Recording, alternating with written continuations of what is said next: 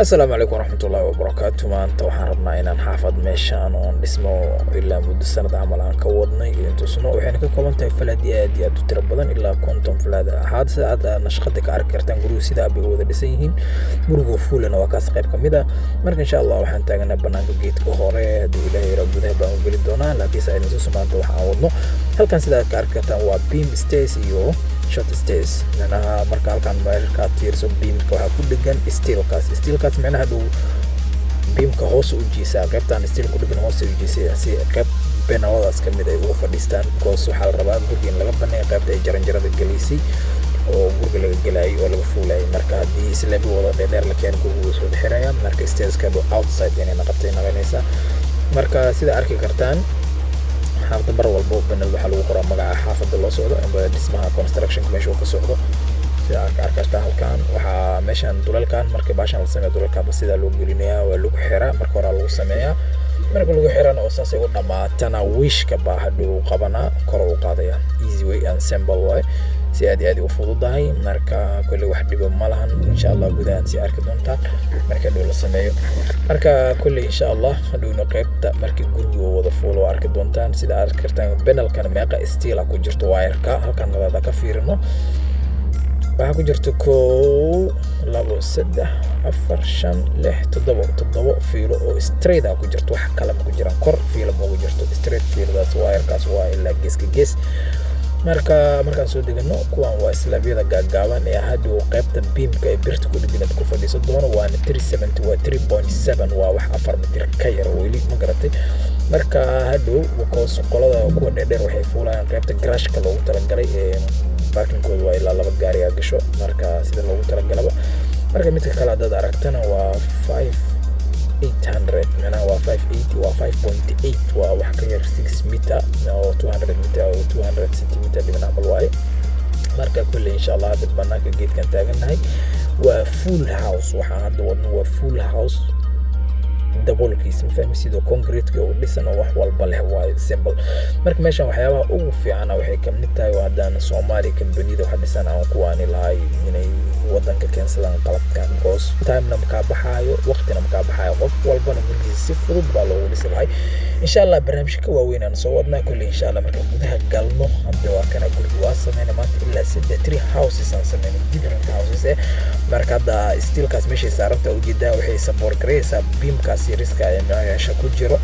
marka beamka weyna waa ka aan keenay stairs-kana waa kana halkana ka aragtay qaybta kuusneed waa taas aan jeedaa marka hore dhulka si uu hadhow culeysku uu la degin dhulkaas oo u dusin marka hore waa concrete lagu shubaa ka bacdina stairs-kaas lagu qabtaa marka gudaha dad ka fiirso banalka sagxad saas uu yeelaa saas oo kaliya uu yahay kaliya waxa uu dhibin rinji la mari kor haddana aad insha Allah mar walba waxaad ogaataa in gurigu markuu dhismayo oo laba bulkeed ka kooban yahay labadaas bulkeed midka gudaha ku jiro mar walba waxa ku fadhiista beamska iyo slaabyada concrete slabs straight kan kalena dhismiisa toos socda halka meeshaas ka arki kartaan wire waxa loo waqtaa saamijida qaybta dadada tusay marka kulli insha Allah marka korsi tagno islaabaya sidii soo qabsadeen oo arki kartaa wax duleela waaweyn ma lahan marka meelahaas iska qabsadaan iska saaran yihiin hadhow waxa lagu shubayaa concrete macnaha waa shubay qasayaan shamididu ku qasayaan ka bacd meesha iska shubayaan waan isku dhamaatay guriga markuu ninka u dhamaado hadhow kaliya mutuleel kaliya saarnaya waa wax biidaysa dambe ilaa hadda tamaam saa arki kartaan guriga sidaas u banaan yahay marka kor markii intaan la dhisin oo wax walba laga sameeynin marka sidaad ka aragto wax walba waa clean marka ilaa kan iyo kaas kale iyo mid kale aan sii dhisna maanta marka u jeeda mar walba bulkeetu qaybta banaanka jirta sideeda u soconaysa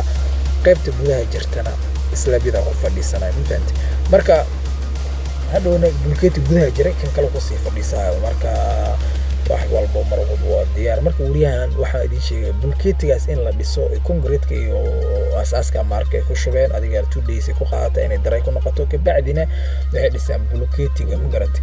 bulkeetigaas markay dhisaan ay waxay ku qaadataa 1 week amal amba 4 days inay guriga full bulkeetigiisa dhisaan ka bacdina anakana 1 day aan ku saarnaa macnaha jaan ninkan gurigiisaas dhan wuxuu ku dhistay oo qaybta biyaanada labaad uga dhigay macnaha 7 maalin ilaa 8 maalin marka hadii aan gudaha u soo baxno waa arki kartaa meeshii brayga lagu sameeyay meesha kale guriga markaan qaybtaan kala ka tagno waxaa idin tusi doonaa hadduu ilaahay yiraah insha allah in gurigan wax columns una lahayn waa arki kartaan meeshaan aad ujeedaan waxay rabaan inay 2 wires bis oo geliyeen shuba waxay rabaan inay alwaax inta ka saaraan shub ku shubaan macnaha laakiin wax uu soo kordhiyaa malahan because waa banaanka ay ka tahay marka kulli waa arki kartaan guriga gudihiisa marka gudaha dhexda baadka waxba la yaabin guriga concrete asaaskiisa ee foundationkiisa that's why those solid concrete slabs iyo beamskaas aad ku culus ay bulkeedkaas u celiyaa marka gudahan marka guryahan aad aragto mar walba waxay ka kooban yihiin 2 parking garage ay leeyihiin oo hoosa guryaha korkoodana waa 3 qol 3 houses 3 rooms aan dhilay kor aan naqanaysa hoosna waxa waa qaybta kitchenka iyo meel walba la fadhiisto iyo meesha lagu nasahay wax walba hoosta sidaas ay ka tahay min garteen marka aragteen guryaha aad u qurux badan yihiin mar walba waxa aniga dhihi lahaa insha Allah haduu ilaahay yiraahdo guryaha markii la dhisaa hadda Dar es Salaam aad u fiican yihiin mar walba wadada muhiim wadada wadooyin waa in loo dhisaa gurigiisa oo qurxanaato magaalada qurxanaato oo bilicdu soo laabato fahmisa oo jidaan baakadiisi wax walba diyaar u yihiin waa ka saacad gurigaas ka arkarto 2 parking way korkiisa 3 qol kor u tahay sitting room iyo dining room iyo kitchen house laga wada dhigaa marka waad dareemi kartaan marka guri aad u qurxin insha Allah marka waxaan jecelahay ilaahay yaraa kulli in Soomaaliya ka faa'iideysato kulli waxa waaye kambanida wax dhisa waa inay ka faa'iideystaan boos waqti badan ma qaadanayso in saas wax loo dhiso wax badan ka qaadamayso arka wax aad u fudud waaye waqti badan ka baxayo kulli qarashkana aad u yaraan doona marka kulli waxa waa insha Allah asxaabta video la wadaag haduu ilaahay yaraa marka waxa waa qofka doona marmar u dhigi kara hadii rabana waxa waaye sida laamiga wadada ka aragsan marmar waaye marka graaskaas ku beeran karta guriga sidaas aad ugu qurux badan yihiin marka insha Allah asxaabta la share gareey marka insha Allah waxaan rajeynayaa in kambanida Soomaaliya hadda dhisaan inay wax badan bedeli doonaan ay qalabiyada dalba doonaan marka kulanti dambo insha Allah assalamu alaykum wa rahmatullahi wa barakatuh